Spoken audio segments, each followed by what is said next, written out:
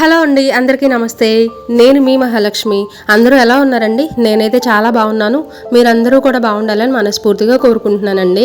ఇవాళ వీడియో ఏంటంటే, నేను మార్నింగ్ లేచినప్పటి నుంచి పిల్లలు స్కూల్కి వెళ్ళేంత వరకు నా మార్నింగ్ రొటీన్ ఎలా ఉంటుంది అనేది మీతో షేర్ చేయాలి అనుకుంటున్నాను అండి. టైం వచ్చేసి 5:30 అలా అవుతుందండి. బయట అయితే బాగా వర్షం పడుతుంది. మామూలుగా వర్షం పడినప్పుడు నేను అసలు ఇంత పొద్దున్నే లేవనండి. నేను లేచేసరికి 6:30 అలా అయింది.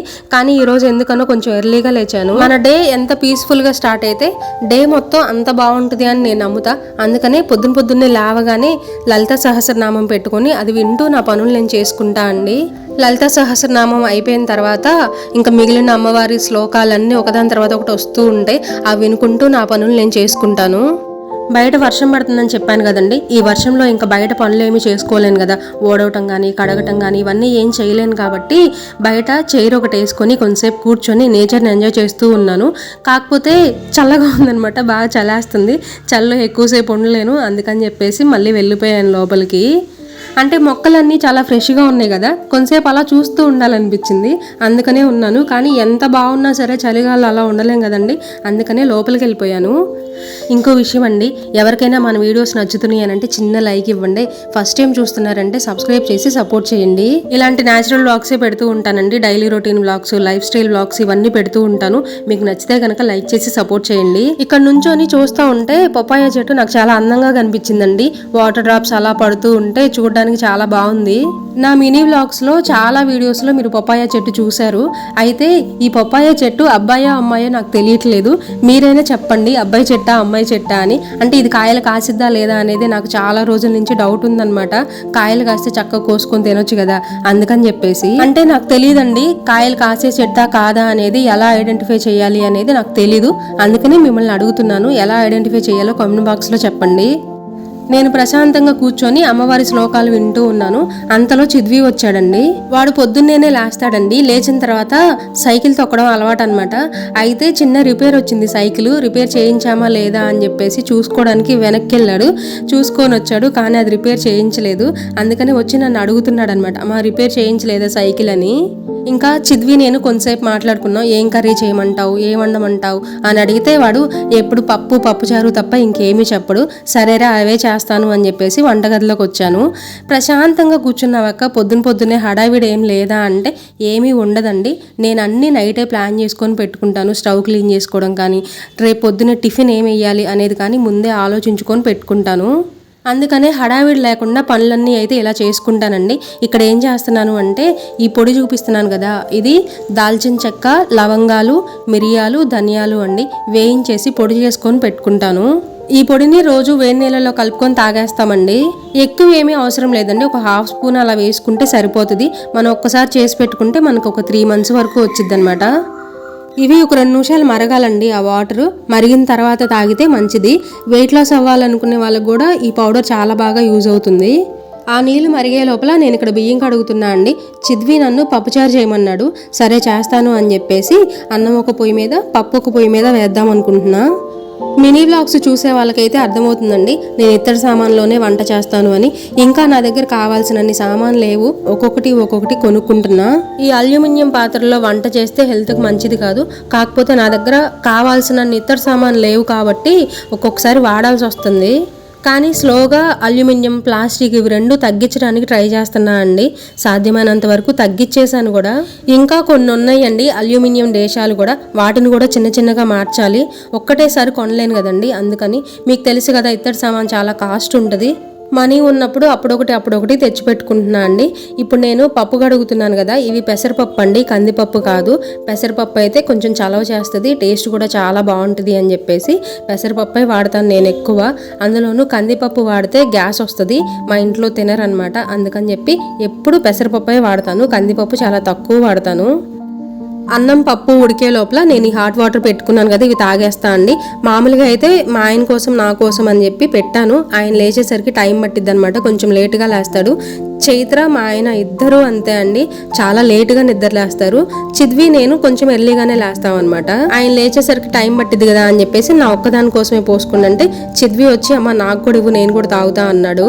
తర్వాత ఇక్కడైతే చింతపండు కూడా నానబెట్టేస్తున్నా అండి, పప్పుచారు కదా మనం చేసేది, అందుకని ముందు నానబెట్టుకొని వెళ్తే ఈజీగా ఉండిద్ది అని చెప్పేసి నానబెట్టేశాను.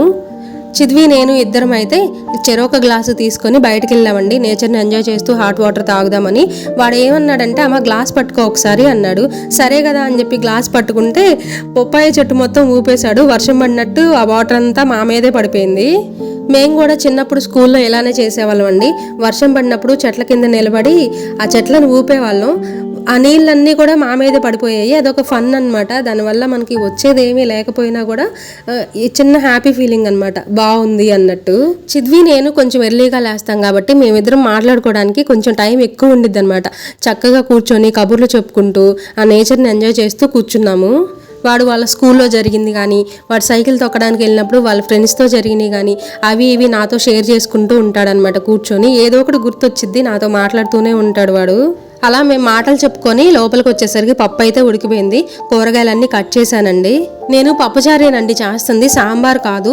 మామూలుగా అంటే ఒక్కొక్కరు ఒక్కోలాగా చేస్తారు. మా చిన్నప్పుడు మా అమ్మ అయితే ఇలానే చేసేది.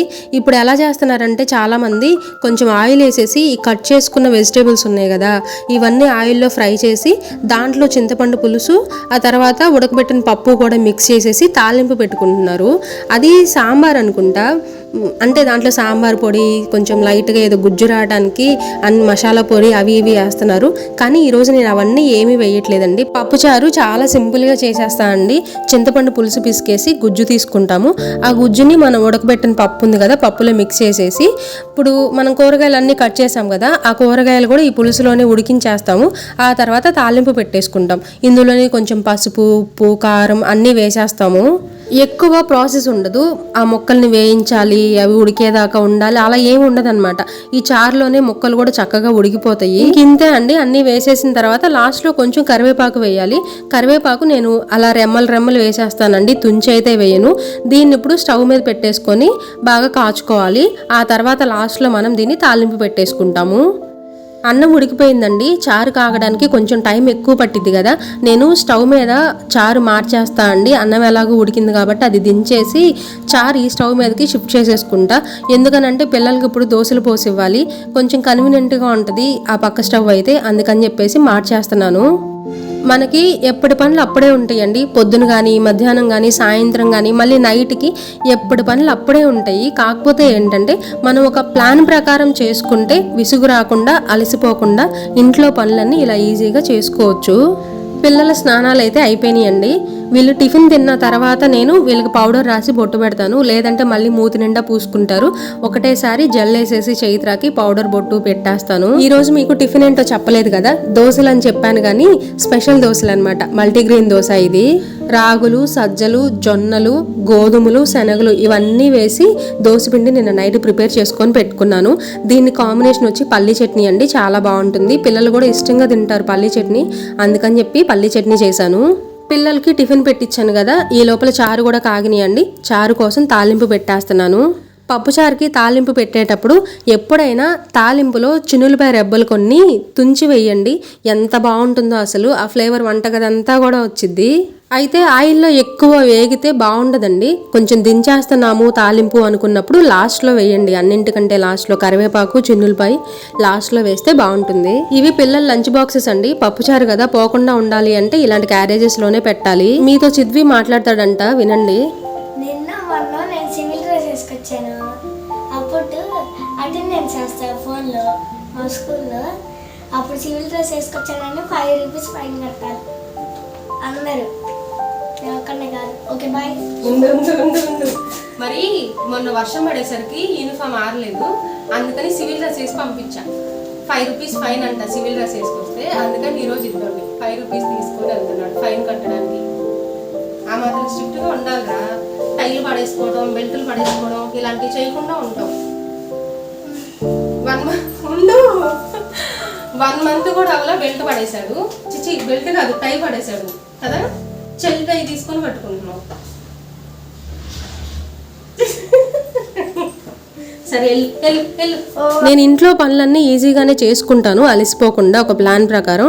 కానీ పొద్దున్నే నన్ను విసిగించే విషయం ఏదైనా ఉంది అంటే చైత్రాన్ని నిద్ర లేపడం అండి. అసలు నిద్ర లేవదండి, పడుకోనే ఉండిద్ది. నేను ఎంత లేపినా లేవదు. మా ఆయన లేచిన తర్వాత మా ఆయన లేపితే అప్పుడు లేచిద్ది. దాన్ని రెడీ చేసే విషయంలో మాత్రం నేను కొంచెం హడావిడి పడుతూ ఉంటా. టైంకి అవుతుందో లేదో, ఇప్పుడు లేచింది ఎలా అని చెప్పేసి కంగారు పడిపోతూ ఉంటాను. కానీ ఇంట్లో పనులు మాత్రం ఈజీగా చేసుకుంటాను. పిల్లలకి లంచ్ బాక్సెస్ కూడా పెట్టేశానండి. ఆటో కూడా వచ్చేసింది. ఇంకా వీళ్ళని వదిలిపెట్టి రావడమే. ఇంటి దగ్గరికే వచ్చేదిలేండి, ఎక్కువ దూరం అయితే ఏం వెళ్ళవసరం లేదు. పిల్లలు స్కూల్కి వెళ్ళేంత వరకు నా మార్నింగ్ రొటీన్ అయితే ఇలా ఉంటుందండి. ఈ వీడియో నచ్చితే లైక్ చేయండి. ఇవాళకి ఇంతే అండి, మళ్ళీ కలుస్తా. బాయ్.